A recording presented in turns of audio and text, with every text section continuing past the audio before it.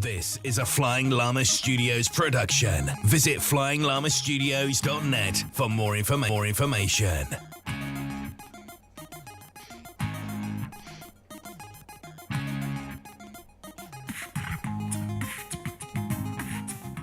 You know, one of these days I'll fix that. It makes me chuckle every time. one of these days I will actually get around. I thought I had fixed it. It was just... It doesn't happen on... Anyway. Hi everyone, welcome to this week's Babblefish. My name's Daniel Roth and I'm joined once again by Mark Wilson. Hello again. Hello. And yes, it's been another week. It has. We're still alive, we're still here. Yeah. Which is good. Yep. Revolving around on this planet. Yep. Yeah, clinging on for Around dear the life. sun. Yep. As we hurtle around the sun. Yep. At breakneck speeds. But yeah, so we are an entertainment-focused podcast. We talk about stuff in the news, technology, geeky things, TV, movies, that sort of thing. And our movie of the week this week was Al Capone, which... Well, no, it's just called Capone. Capone, yeah, but it's a movie about Al Capone. Yeah. It's on Netflix. It was a pretty weird movie. It was basically just an hour of somebody just having a mental breakdown and then having a stroke and not knowing what's going on. Yeah. I think we've already given it away. I think there we go. That's it. That's the movie in a nutshell. But anyway. A little bit more detail later. Oh yeah. But yeah, anyway, so how are you? How's things? How's life? Yeah. Same old, really. Yeah. Not a lot going on. No, I know. Although I'm getting my COVID jab at the weekend, so... Well, that'll be exciting. You'll get a chance to leave the house and see the fabled outside world that apparently exists. Yeah. I'll get a change of scenery. Oh, it's awful, isn't it? Yeah. That's going to be the highlight of my weekend. Yeah, just get out and get stabbed in the arm. Yep. Being the... Yeah. Well, I mean, it'll be good. It will sort of be a relief when it's done, I suppose. Well, I mean, it's only the first jab, so... Yeah. But I mean, still, they say that the result is that you've 80% less likely to get serious symptoms or something, life-threatening symptoms if you catch this thing. Yeah, I think it depends on what jab it is as well. Cheers. Whether it's, like Pfizer or the Moderna or AstraZeneca or, one of the other umpteen jabs that have been, or vaccines that have been created. Yeah. No, I mean, that'll be... Well, I'm looking forward to getting mine. I'm looking forward to just getting all of this just over and done with and getting back to some sort of normality. Yeah, being able to venture out, Yeah, right. And meet up with people and, do things and have a to life. Restaurants and pubs and, Yeah. I think that's the thing that I'm looking forward to most, being able to go to pubs and restaurants. Yeah, I'm just looking forward to being able to socialize with people and... But that's what you do in a pub and a restaurant and cafe. Yeah. You socialise. Mm-hmm. I'm gonna look. The thing is, I think for the rest of this year, it's still gonna be. Although things are gonna start opening up, and it's gonna be such a relief. Sort of late summerish, I suspect things will start to look more normal. But I still think a lot of big events and stuff will be holding off until next year or possibly the year after to start. What did I read the other day? Download Festival cancelled this year.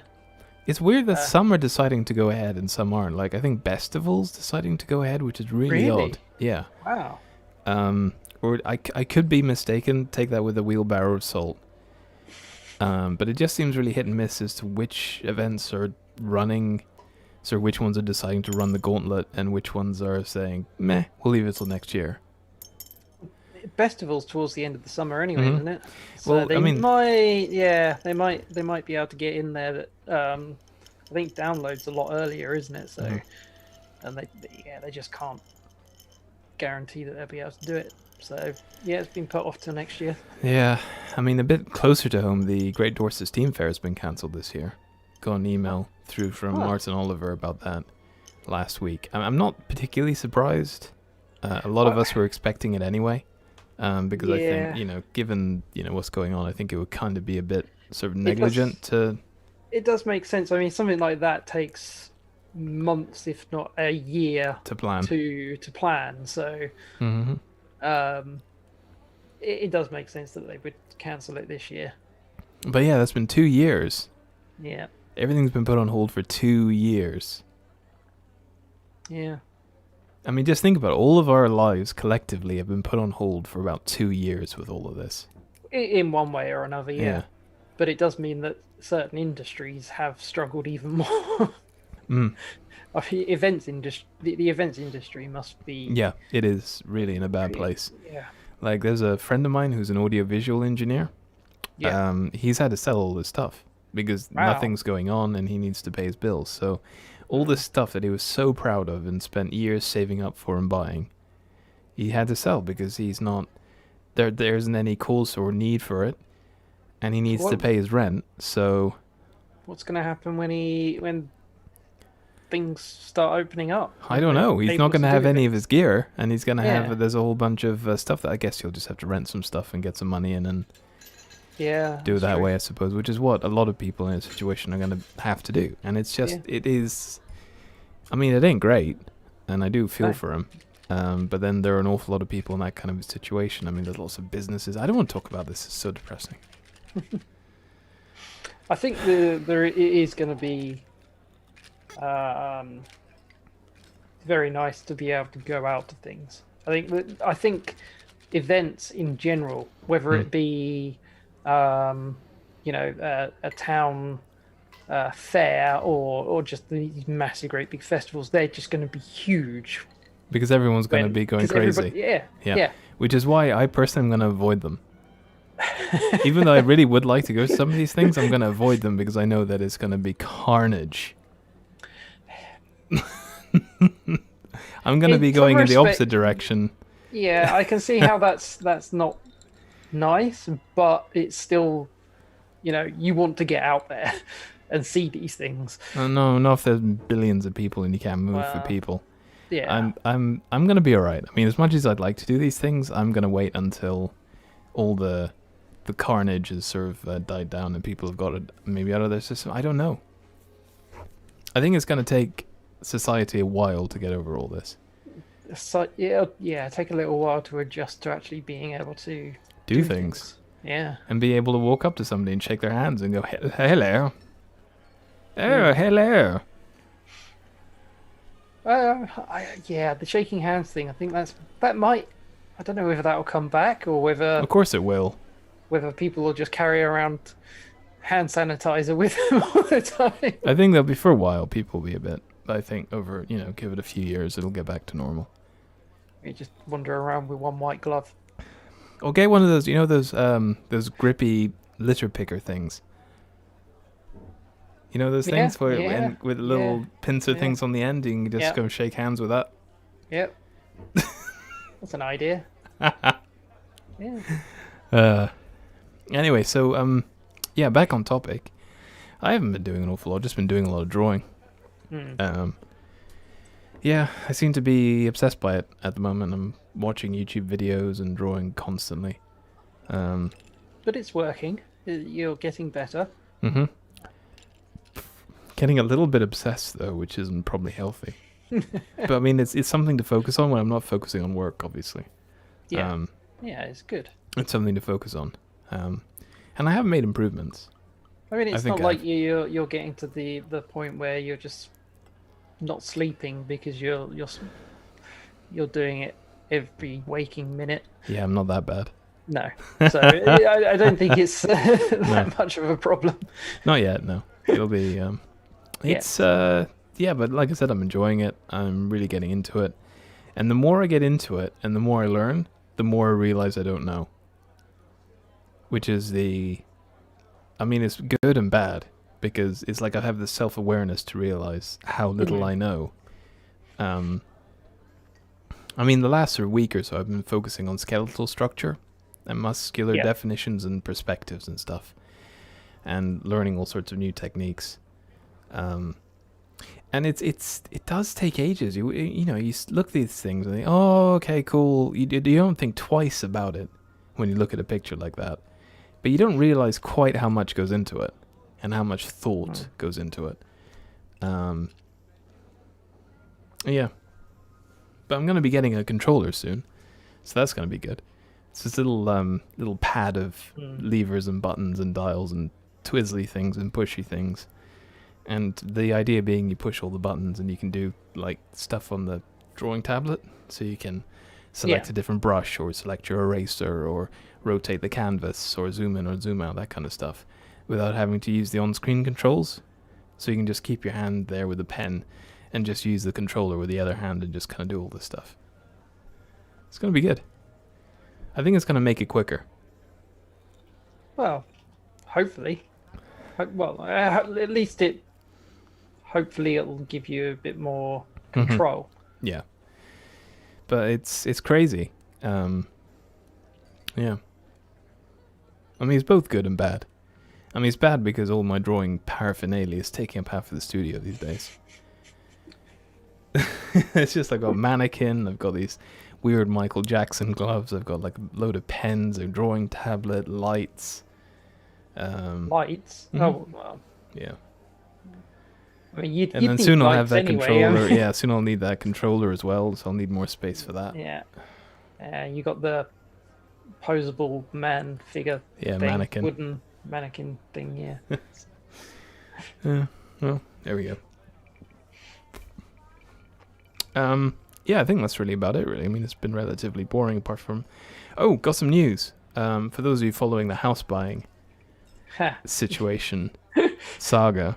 The saga. The saga. It continues. The continuous never-ending saga. It looks like the survey should be finished, hopefully next week for us. Awesome. That's great. Which means we might be moving at some point in the next month or so, which would be amazing. So this would be literally 8 months now since you started put the all this. house Yeah, on the market. Yeah, about 8 months. It's mental. I mean, in America, you can do it in like 30 days. I think you can, from start to finish, you can sell a house in about 30 days. Well, I think it's about 3 weeks, can't you? In the States, which is it's mental. Our property market, the way that buying and selling in this country is stupid. Well, there's just a lot of people that need to have their bit of the pie, don't they? Yeah. I mean, I know over here we've got a lot more regulations than America does. Yeah. So I think that's probably what holds a lot of it up. But it does seem to be ridiculous how long it takes. Mm-hmm.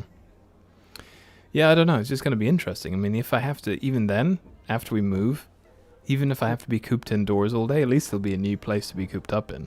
Yeah, yeah. New garden. New garden, new... Yeah. New neighborhood to wander around and... Yeah, exactly. Get bored. Yeah, get bored. That's the one.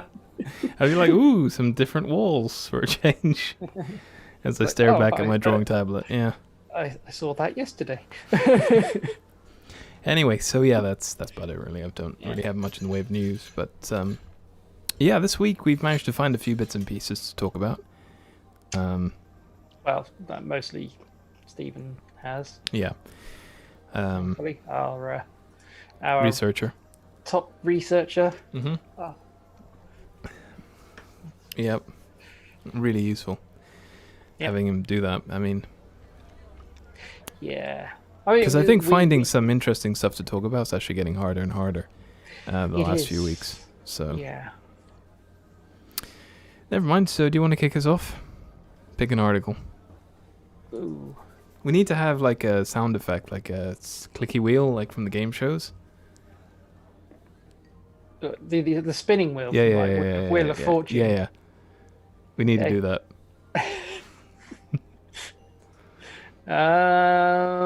Well, we got a few. So let's just go from the top, shall we? Mm-hmm. This one, it's about Google. I think there's a couple about Google actually, from what I've seen, or at least relating to Google. This one in particular is relating to Google Google-based ads, targeted ads. Mm-hmm. So you know So how that's they sell. I mean, for the uninitiated, basically, if you go into Google and you search for, I don't know, Anything. red clogs. Say you're Yeah. really into your wooden clogs, then you'll be on Facebook the next minute or whatever else, Yes. and you will get wooden clog ads. So basically, it tracks your searches in your internet history, and Yep. then sends you targeted adverts depending on what you've been searching for. Yes. I think most people kind of understand the theory Google, of that. Google sells this to other companies. Third-party to do company, yeah. targeted. They are stopping this. Which is like a massive part of their ad revenue, which is a Yeah. massive part of their revenue. It's a This is massive the- part of their business. So I'm not quite sure what they're going to do about it. Well, I think they've diversified their portfolio. What's the word I'm looking for? Their business. There we go. So it's not just search engine anymore, is it? It's still a big part of their business, but it's not. You know, they do an awful lot of other things. True. You know, yeah, they're in they the have- hardware game now. They've got all got- sorts of stuff. Yeah, they got the Play Store and All the Android revenue from that, yeah. massive.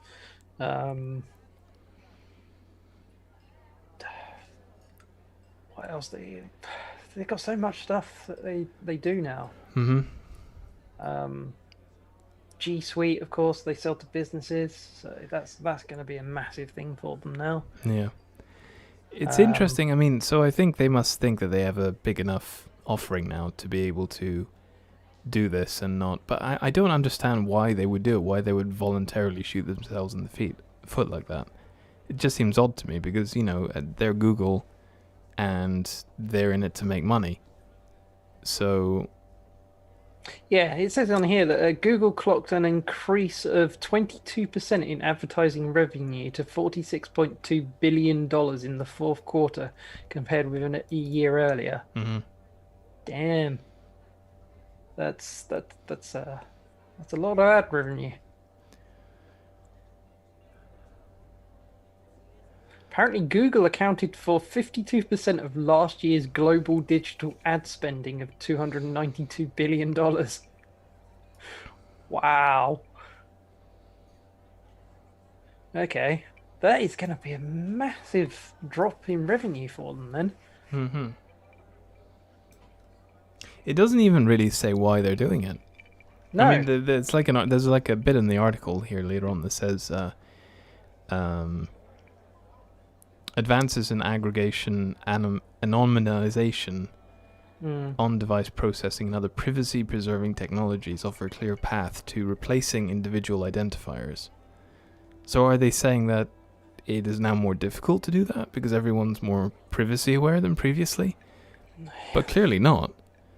Is it because people are becoming more privacy-aware and there's more calls for being able to be...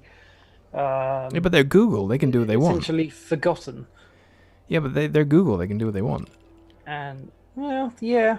But maybe they're seeing that a lot more people are switching to alternatives, or at least trying to disable as much of the ad space. I mean, that's the targeted advertising. I mean, there's still like normal advertising. So... Yeah, which is still annoying, but understandable. Mm-hmm. Targeted advertising because you've searched for something. It's kind of a breach of privacy, isn't it? It is. So I mean, so And I you suppose may have what they're... just searched- Yeah. The fact that you may have just searched for something out of interest and it suddenly, oh yeah, you got Facebook and Yeah. Twitter and wherever else you go, YouTube as well. And Mm-hmm. every single website you go to has these banners for all these things that you've just searched for. It's like, no, Yeah.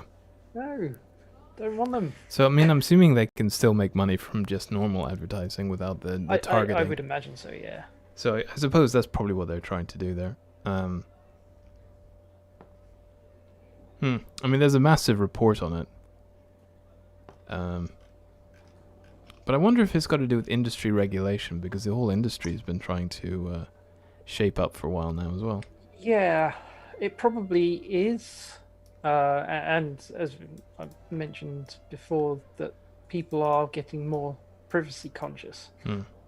So, yeah, it says, once third-party cookies are phased out, we will not build alternate identifiers to track individuals as they browse across the web, nor will we use them in any of our products. Instead, our products will be powered by privacy-preserving APIs, which prevent individual tracking while still delivering results for advertisers and publishers. So it's a different mechanism, but is it the same? So, yeah, as you've okay. already So it's a different mechanism that apparently preserves privacy better, but still has a similar result. Yeah, so that you won't get so many ads for, I don't know, you've looked up a toy train or something, and suddenly you've got adverts for toy, Hornby railway sets and stuff. But it still says, which prevents individual tracking while still delivering results for advertisers and publishers. So there must be like a whole other sort of range of things that they would target you for, just based on your sex, gender, location, or whatever. Yeah, rather than what you've actively searched for. Probably something like that, I'd imagine, if I were to guess. Which may actually be detrimental, because it could end up you getting load more adverts for things that you're not interested in. Yeah. Well, there we go. I mean, most of the time, the targeted advertising will be because you've searched for something that you're interested in. For the majority of the time, I mean, sometimes you just look up something because somebody's asked you something. But for the majority of the time, it will be stuff that you're interested in. So the swings and roundabouts there. Is it worse or better? I guess we'll find out eventually. Anyway, moving on then. So scientists discover a massive space hurricane above Earth.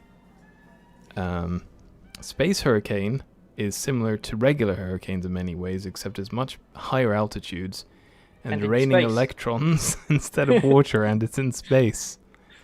Which is interesting because there's no atmosphere in space, so the whole, thing has to do with pressure and water and, all this kind of stuff, and wind to create a hurricane. So it's not...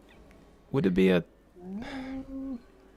You don't really get an atmosphere in space. It's, it's famously void of any kind of atmosphere. It's in the upper... It's not actually technically in space. It's in the upper atmosphere. Okay, so there is still an atmosphere. So, yeah.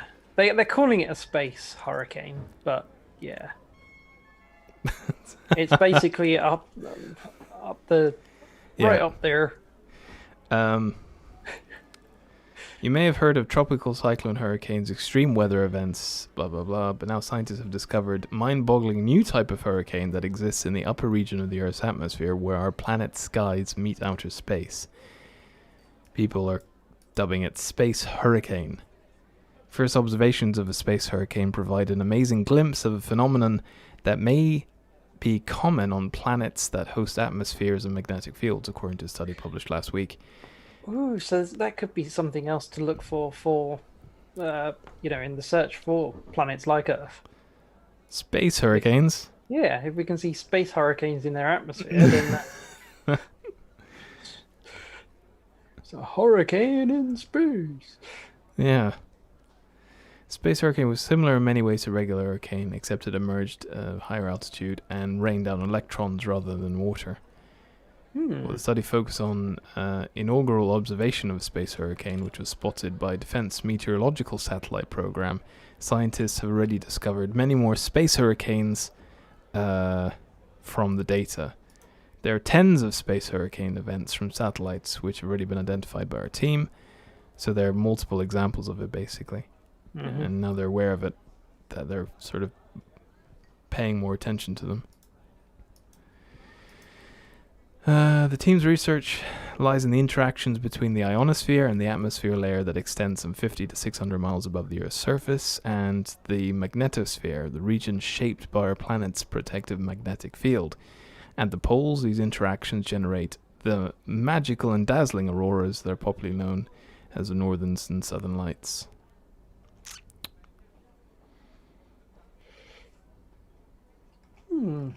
Wow, this article really goes on, doesn't it?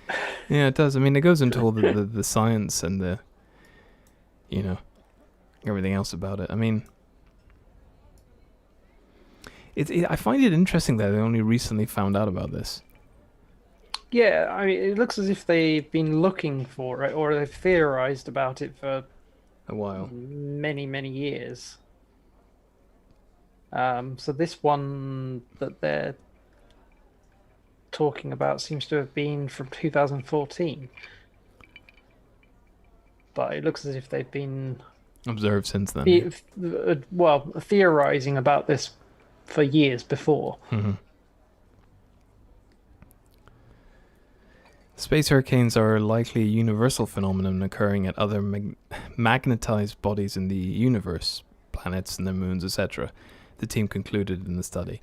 The process may also be important to the interaction between interstellar winds and solar systems throughout the universe. There we go. Space hurricanes.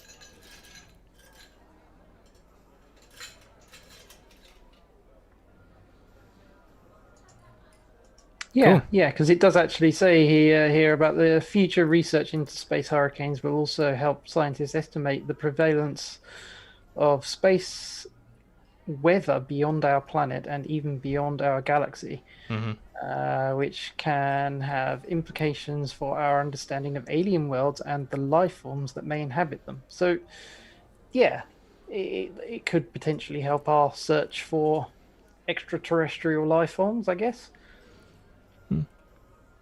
Which is obviously something that a lot of people are interested in. Yeah. Cool. Well, there we go. That's that. So, if you didn't know, there are space hurricanes. Yes, not content with Earth with normal ground hurricanes. You can now have space hurricanes. hurricanes. Yeah.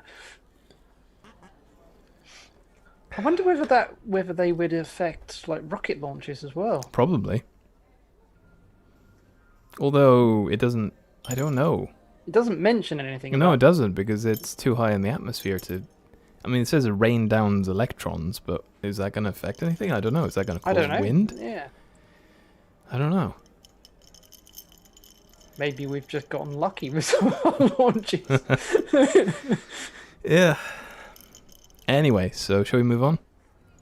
I suppose. Okay. So you can pick up the next one if you like. Someone about Chrome or Windows, I think. This one, yeah. The article starts with "Forget Mac OS, it's Chrome OS versus Windows for desktop domination." So this is basic. This is off the back of the fact that, obviously, if you don't know what Chrome OS is, it's Google's entry into the desktop operating system. Yeah, the operating system market, and I don't know whether it's the case over here, but certainly in the States, they've been giving Chrome books to schools. Well, yeah, I mean, it's not just Google that do that. Microsoft do that as well. Yes, it's to get all the kids hooked, isn't it? It's like but Google is doing this in a big way. Yeah. So this is basically saying that the fight. I don't like that term. The competition for desktop dominance or PC computer dominance in the operating system market is more between Microsoft's Windows and Google's Chrome OS than it is Mac OS. Yeah. So at the time of this article being written, apparently Windows has 76.7% of the market. I mean, it's still going to have top ranking. They're saying it's still going to have top ranking this decade. Mac OS has 7.7% and Chrome OS has 14.4%.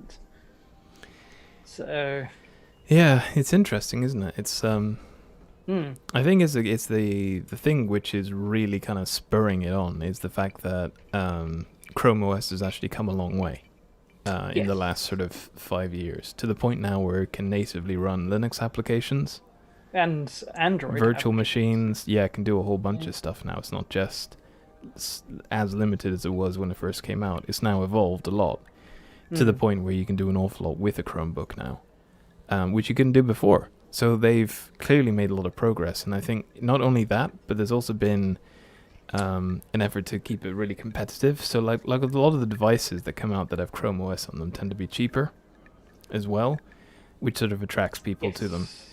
Yeah, there's been a lot of maybe £150 Chromebooks. I mean, they're nothing special, But they work. They, if you're just after something that to surf the net and maybe watch YouTube and stuff like that, Yeah. they're fine. So just basic internet stuff, it excels at. But it can also be, I mean, a lot of developers use it. Yeah, I mean, you can get some very expensive, very high, well-made Chromebooks, yeah. Chromebooks. And the fact that you can run Linux on there as well is pretty useful now. Yeah. So you can do a lot with them. I think Samsung make one of the best ones out there. It's interesting now that Chrome OS is probably just as flexible as Windows. Yeah, that is interesting. I think it's also the fact that it's, as you've already mentioned, it's so cheap to produce a Chromebook, whereas a lot Macs are very expensive. They are. There's no way around it. They are expensive devices. Yes, they are seen as a premium device, but they're never going to be able to get that market push. You see, here's the interesting thing. I mean, I know we're going off the topic slightly, but when I started getting into all my drawing stuff, and that's what Mac really are aimed at. They're aimed at creative people, artists, photographers, See, that's graphic another designers. interesting thing. When I had a choice between, getting an actual tablet and hooking it up to my PC and actually getting an iPad Pro, I chose to get this because this is a lot more flexible solution in terms of the software that I can use and how I use it. It's a lot more flexible than getting an iPad Pro. So for me, the flexibility was worth more than having an iPad Pro, and I just thought, you know what, it's not worth it to me. It's funny as well because I would agree that Macs have always been, in the past at least, been the creative side. As you say, the artists, photographers, video editors have quite often used Macs. But I've heard with Windows 10, a lot more creatives are using Windows. Because it just seems to be as flexible, if not more flexible. Absolutely, and can potentially be quicker and cheaper to run. Like, I mean, there are a lot of people that swear by these products, but I think they're probably just people that have just used them, gotten used to them, and been locked into the ecosystem. Yeah, And exactly. it's like I don't particularly rate the iPad Pro all that great for drawing on. I don't, because it's like the super high gloss screen and their pencil, the Apple Pencil. There's no friction there, so it's really difficult for you to sort of draw on it because there's no kind of texture, there's no feel to it. So drawing on it is that much more. I think it's something you get used to. And it's designed to be an all-round device, whereas a drawing tablet like It's a specialized, is actually designed for that one purpose. You can use it as a separate screen, but it is designed as a drawing tablet. Whereas, as I say, the iPad Pro is designed to be a media consumption device, a working device for word processing or whatever else you want to do on it. So yeah, it's just getting back to the article then. I'm not surprised that because Google have been playing the long game with Chrome OS. You know, Yes. for a long time they've been giving Chromebooks out to students in schools and universities and colleges and stuff, and just saying, here, have all these pile of free Chromebooks for everyone, yay! And then all the kids grow up using them at school or college or whatever, and then they just end up, well, I'm used to them, they're fine, I'll just use a Chromebook. And that is predominantly what I think has had an impact on the market, because it's going to be more and more prevalent over the next sort of 10 years. You'll start seeing that pay out more, because you'll have a whole bunch of kids growing up and going, I don't want a Windows PC, I'll use my Chromebook, thank you. And then you'll get that. It's a very clever long game that Google are playing there. Yeah. Which I don't know whether it's a good thing. I mean, to a certain degree, it's a good thing because it brings more competition into the market. Mm-hmm. Although I don't know whether the market really needed the competition. It probably did, because it means that especially Microsoft can't rest on their laurels. Well, speaking of, they've actually released their version of Windows specifically to take on Chrome. So it's a cut-down version of Windows. Yeah, Windows with all 10S. With all the baked-in Windows apps, and that's it. Very basic thing that only does the set thing. But the thing is like, that is no longer what Chrome OS is. Chrome OS is a far more capable operating system now than Windows S is. You know, Yeah, so Microsoft have always had Microsoft trying to compete with Chrome OS have shot themselves in the foot, because they've released a substandard version of the operating system that doesn't even compete with what they're trying to compete with. which is something that they've tried doing before. Because you remember when was it Windows 7? You had like Home Edition and Starter Edition, and Starter Edition was so badly nerfed that nobody ever wanted it. Yeah, exactly. And it'll be a similar case with S. Although I have heard that S is actually fairly functional. It's just being able to install applications on it is difficult, because you have to install them through the as far as I'm store. aware, you Yeah, have to use the Windows Store, which is for most people not really the best way of doing it. Although Chrome OS, I expect you can sideload things, but most of the stuff's probably through the Play Store. yeah. So it's a similar situation there. I mean, the article here does say that the other reason why Chrome OS is doing so well, and it sort of attributes it to the pickup in cloud infrastructure, like people using sort of cloud-hosted services a lot more rather than having local stuff.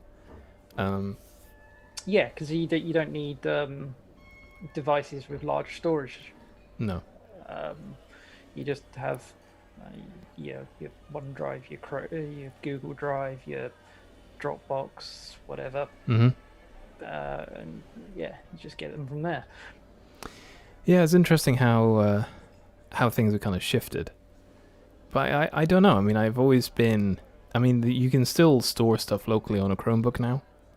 You can, obviously, it's the same with any device. It's going to be limited. Yeah. To however much storage you got on there, Yeah, and yeah. what you can store. But still, it's interesting how things have kind of evolved. But that's another thing with Chrome OS. It's a very light OS, so it doesn't actually take up much storage, whereas Windows does take up a lot, which is why some of the cheaper Windows laptops struggle for storage, and Chromebooks probably don't so much. Anyway, so that's that. So moving on to the next article we've got here, so we've only got 20 minutes left of the show. We still have to talk about our movie of the week. But this article here says, now this is quite interesting, and I'd like to see what's going to happen with this. But the UK officially opens an antitrust probe into Apple's App Store policies.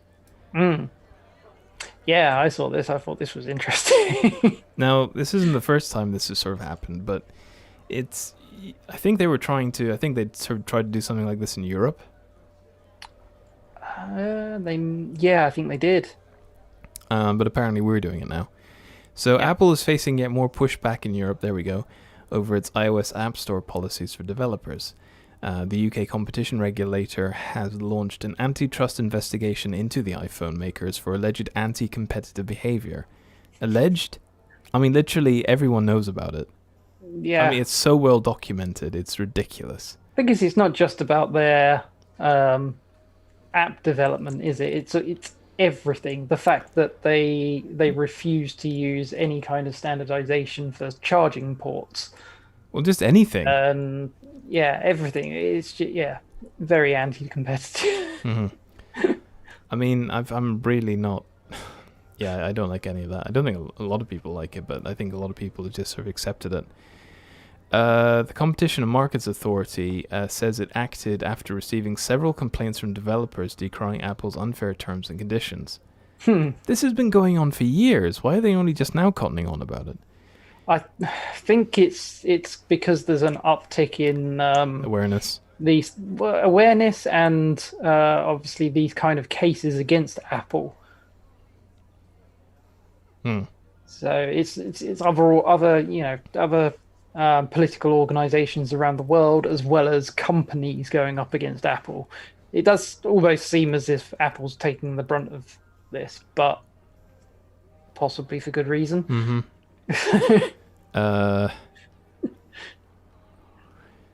So basically, unfair terms. It is now considers Apple's App Store rules. It will now consider Apple's App Store rules that see it approving which apps make the cut that force developers to use its own payment. And so this goes on to the whole... So basically, a lot of apps want to have their own payment processing stuff. So if you buy a computer game on there, some clicky Chinese game or whatever you end up getting on there. Yeah, and they'll have their own in-game store where you can buy the currency or whatever to gamble on the clicky game. Well, that mechanism isn't allowed on Apple stores because they don't want developers bypassing their payment systems. Yep. So they can make money without paying the Apple tax. Yeah, which is what Epic is complaining fighting about, against, and there's a whole bunch of other companies that have joined Epic in that suit, and I think even Microsoft got involved as well because of what was it? The xCloud stuff, because of their cloud streaming service. I think they've sorted it out now. There was some problem that Apple had with that as well. Yeah, it's like, oh, you want to put it on our platform, you gotta give us the money, show me the cash. It's a bit.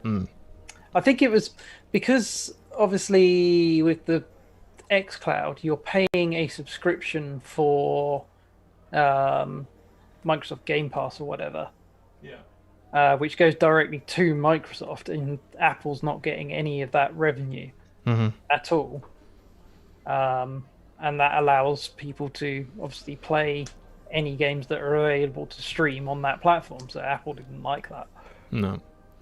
But then it goes the same, you've got things like Netflix and Amazon Prime and various other streaming platforms for movies and TV. It's the same principle, surely. Yep, well, that's it. I mean, it is a bit... Yeah, I mean, I can understand why all these companies are kicking off about it, and I don't particularly think that what Apple are doing are particularly fair, but, it is a case of, who's going to argue with Apple? They're such a massive company. Oh, lots of people, by the sounds of it now. So the article goes on to read, millions of us use these apps every day to check weather, play games, whatever, blah, blah, blah, blah. Complaints that Apple is using its market position to set terms which are unfair or may restrict competition or choice, potentially causing customers to lose out when buying and using apps, warrant careful scrutiny. So that's basically what they said. In response, Apple said it would work alongside the CMA to explain how our guidelines for privacy, security, and content have made the App Store a trusted marketplace for both consumers and developers. So it's just citing the privacy thing, saying, oh, look how secure and wonderful we are. That's why we're doing it. We're doing it because we care about our customers' privacy. Look at our walled garden. Yeah.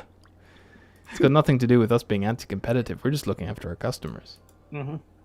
Which then they're not. No, they're just No, using it as an they're excuse. not at all. I mean, they probably argue they are, which is of course is what they're doing.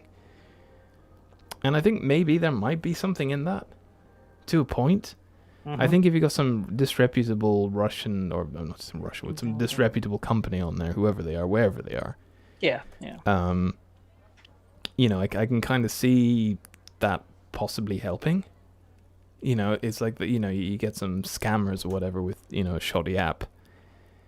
So yeah, I can see that in certain instances that there might be an element of truth there.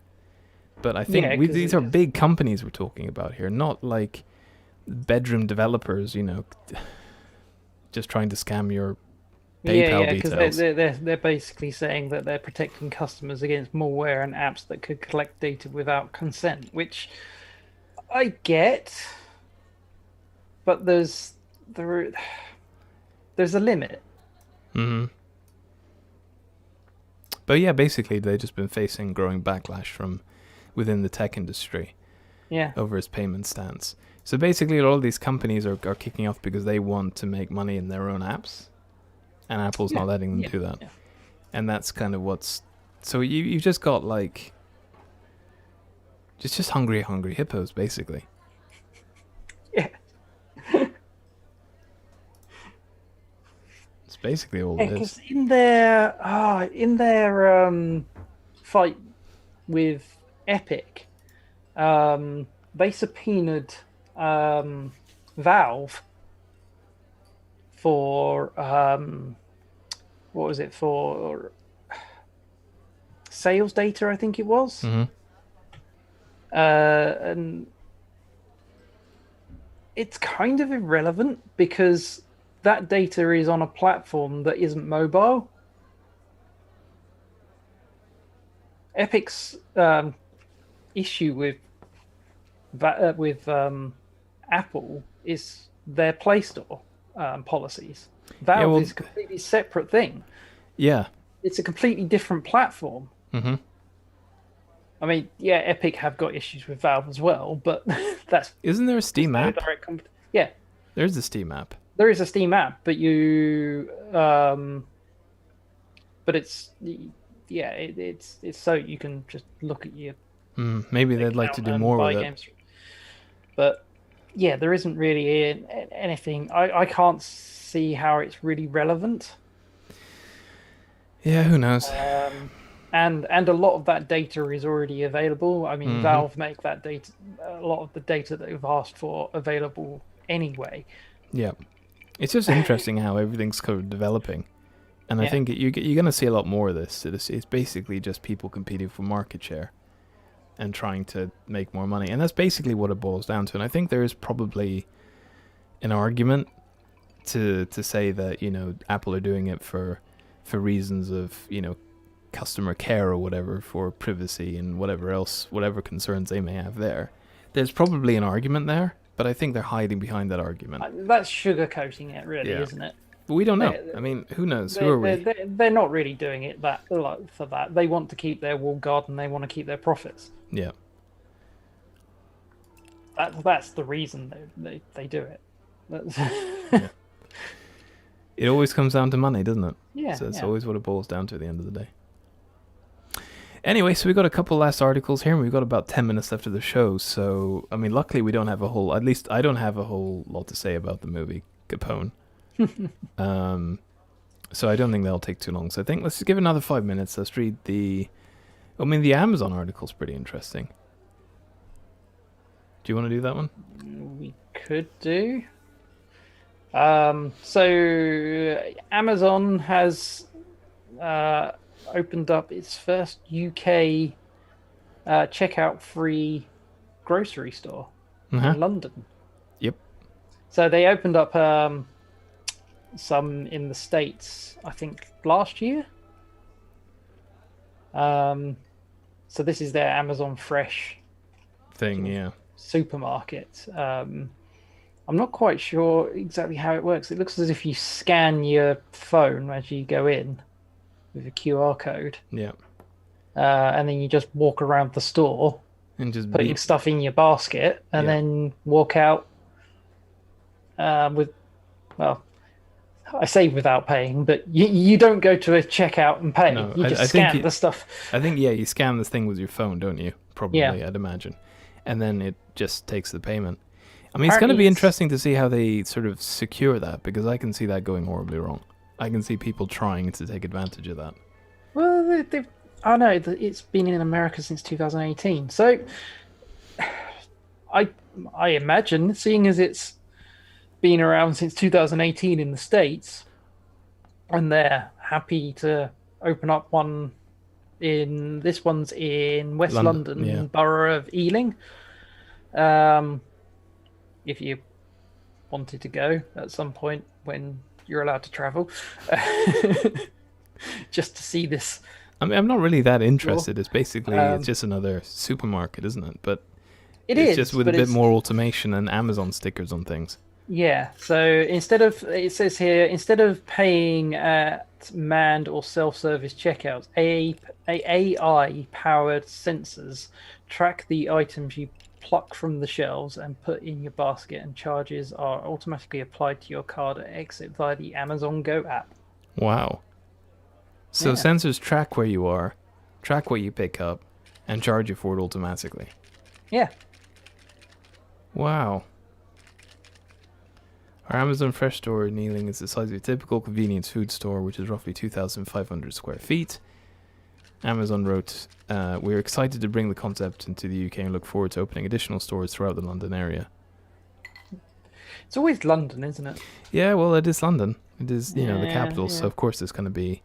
I mean, they're not going to open one here in Dorset, let's be honest, are they? I mean, it does say the online retailer is getting food supplies from local supermarket chain Morrison's, which it already has an existing relationship with on its Amazon Fresh grocery delivery service. I know this, I've used it, and it works really well. So, it's also offering a new private food brand by Amazon.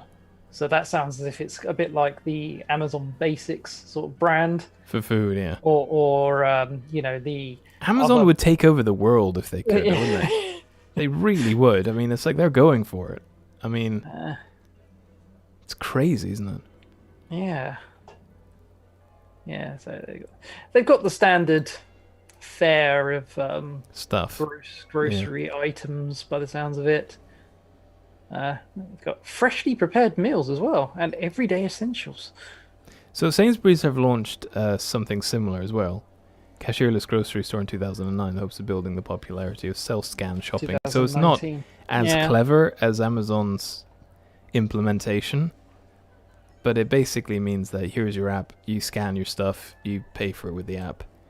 Whereas the Amazon Fresh store sort of has AI-powered cameras to track where you are in the store and see what you pick up, and it's more high tech, isn't it? Yeah, basically. Because Tesco's do a thing where you scan and go, sort of thing, don't they? Mm-hmm. And I think Waitrose have got it. I'm not sure about Asda. I think they might have, where you just pick up a scanner and you just go around scanning, and then you just put it in the device at the end and pay for it, which is similar, but it's not as advanced. Yeah. I've not experienced what this Sainsbury's cashierless grocery thing is. Where is it even available? Well, whatever. Anyway, there we go. So we've got 5 minutes left, so let's talk about our movie of the week, shall we? I suppose. Okay, I'll start. Alright, I'm done. Great, well done. So our movie of the week was Capone. It was on Netflix. It was your pick, or my pick, or somebody picked it. Well, I suggested it. Yeah, okay. I suggested 2 movies, and you picked this one. Yeah. It's basically, it's all to do with Al Capone, who was a notorious gangster, obviously living in America I think he was born in the 1900s, and sort of he rose to prominence in the 30s. born in, I think it was the late 1800s, actually. Okay.